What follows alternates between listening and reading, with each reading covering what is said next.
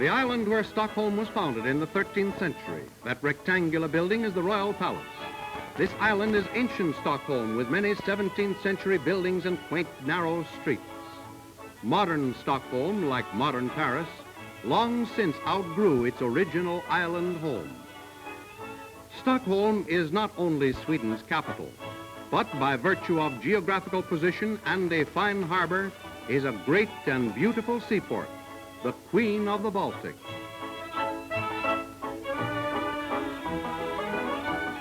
There are no waterfront slums in Stockholm.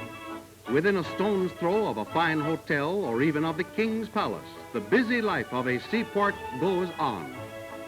In incoming tonnage, Stockholm ranks above even Gothenburg, the country's other great seaport.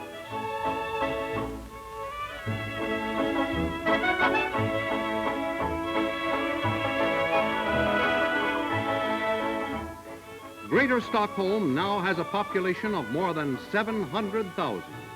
It is a busy, modern metropolis with all the never-ending activity and traffic of a great city.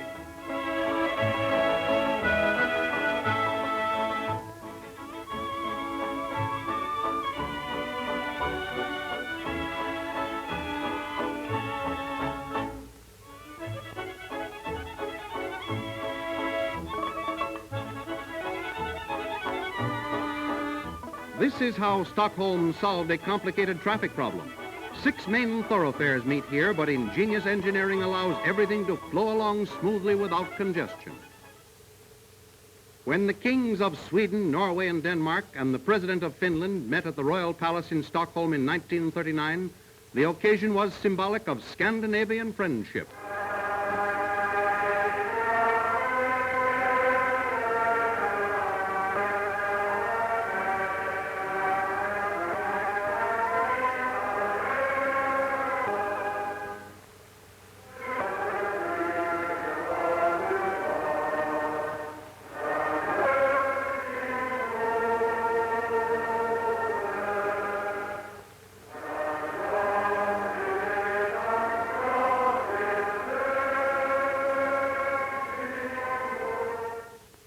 At the palace on another day, a day that gives us a midwinter glimpse of the troops of the Palace Guard.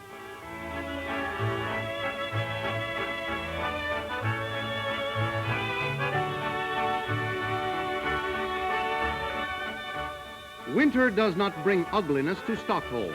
If anything, the city is even more beautiful in winter than in summer.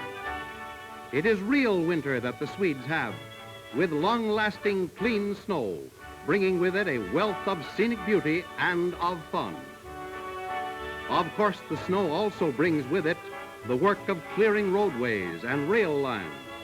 But there is a certain picturesqueness in the way the task is performed, as the workers dump the surplus snow into the city's broad waterways.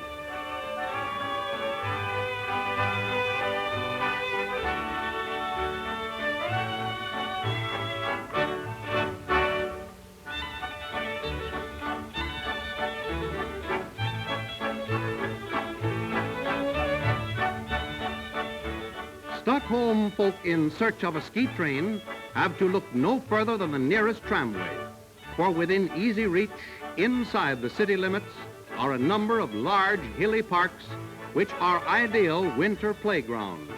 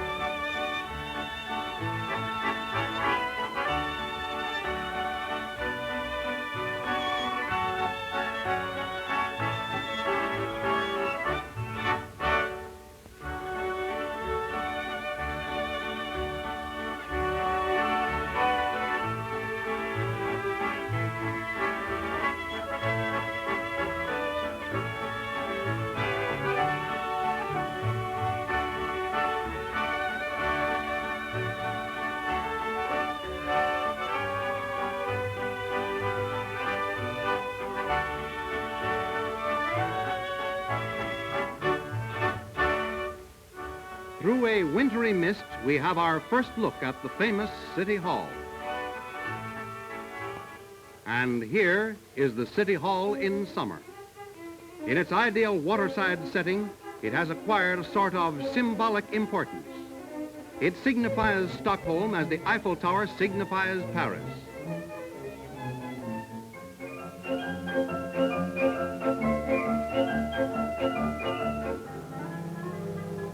The harmonious use of the city's ever-present waterways in relation to its land and buildings is a major source of Stockholm's charm.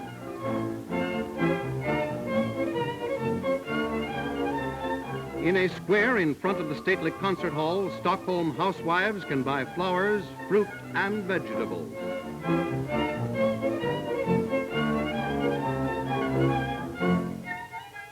But many a Stockholm family raises its own flowers and fruit. This is one of several summer colonies within the city limits. Here the city rents lots at extremely low rates to working men and their families. The tenants build their own cottages and treat themselves to all the joys and labors of real country life. And they are still in Stockholm within easy reach of their regular jobs.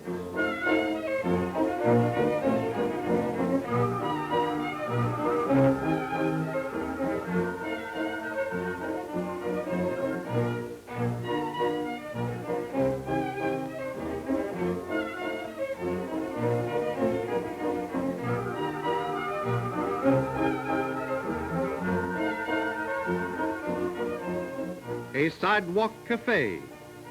Summertime pleasures, of course, take many forms. This would come under the head of pleasure anywhere.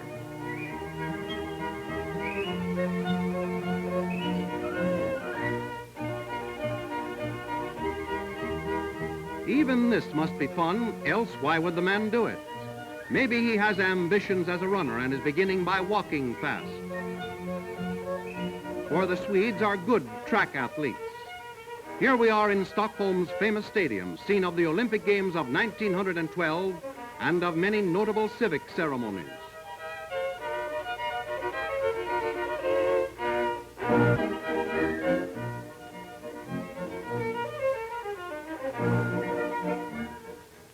Stockholm is constantly growing, but always in accordance with a comprehensive city plan.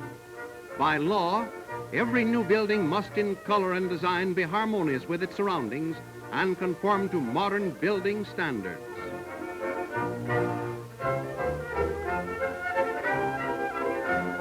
Note the recently built apartment houses atop the bluff. Near all the newer housing developments, the city has abundantly provided the people with beaches and swimming pools and playgrounds. The standard Stockholm has set itself is to reach a high plane of civic beauty and to give every man, woman, and child access to healthful, out-of-doors recreation.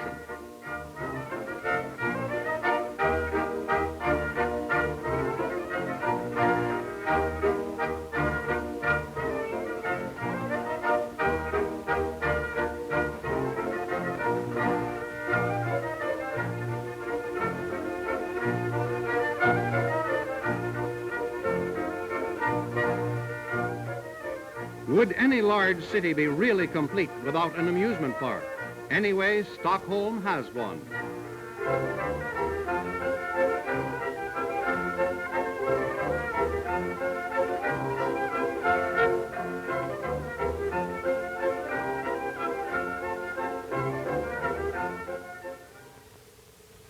Now for a glimpse of the Swedish capital on a day of regal splendor.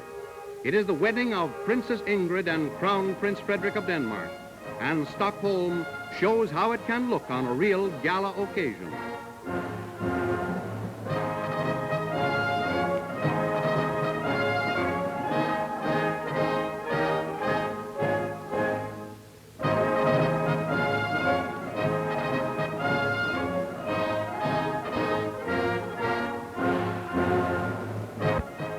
The newlyweds depart on the royal barge. Let it be quickly said that the bride and groom are not going all the way to Denmark in this ancient craft, but only down the bay to Prince Frederick's yacht.